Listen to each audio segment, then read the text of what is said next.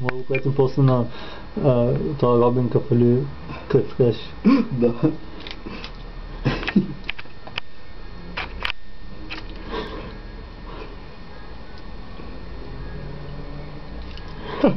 Изроде. Гони. А сега, това ще стане супер популярно в YouTube, сигурно ще има към 10 милиона гледания. Ай, кажи го реално 15 000. Не, 10 милиона минимум. Трябва да измислим готино заглавие. Котка, гони, импровизиране. И я хваща. Така няма да е интересно. И аз направи така, че да падне по гръб. Ти котката не знаеш, че не падне.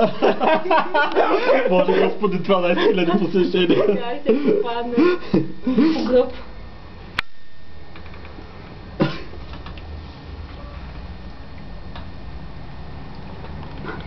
Ще било забавно да имаш котка. Еди, изправи се, знам, че можеш. Проговори. Шала е висша математика.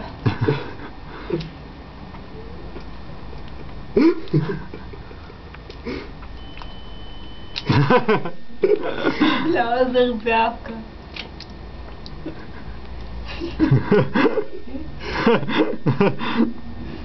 Тук като занимаваш блондинка. С някъде сме по-занимаване. Блондинките ли? Да. С какво? Ще гонят бомбоната също като нея. Че бомбона нещо друго да я гонят.